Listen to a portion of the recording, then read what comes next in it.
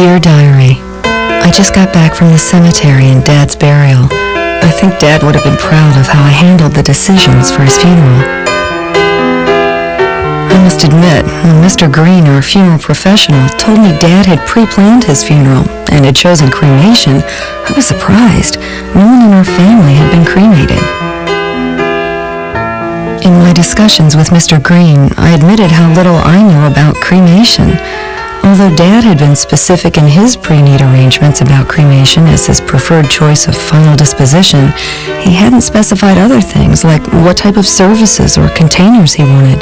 So I had another surprise when Mr. Green started to explain all the decisions I needed to make. Mr. Green was really helpful. He said we could hold a ceremony before or after the cremation. If we chose a service before cremation, the gathering could include private or public viewing with an open or closed casket. After cremation, the ceremony could feature an urn containing the cremated remains, with the final disposition taking place after that. I chose a private viewing with just myself and Uncle John, since our family's so small. But since Dad had been so active in our town, I knew his friends would be anxious to pay their respects.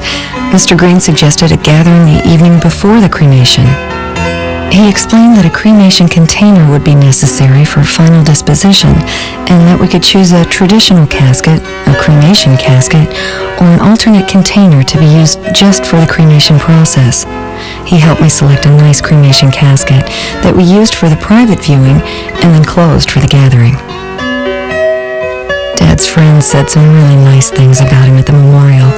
I think they especially liked the memory chest we displayed, filled with many mementos that told the story of Dad's life. Choosing an urn was another of the decisions I needed to make, and Mr. Green showed me several beautiful Doric styles in fine hardwoods, bronze, metal, and cultured marble.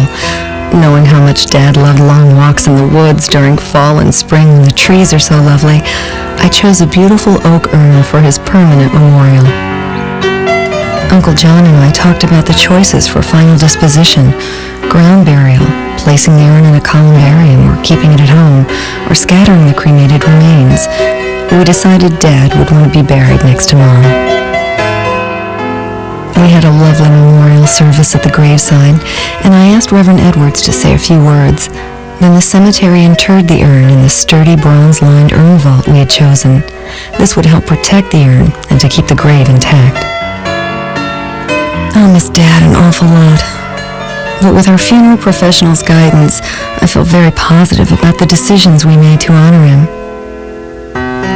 As we were leaving the cemetery, Uncle John said he thought Dad would have been proud of all my decisions celebrating his very special life. I think he's right.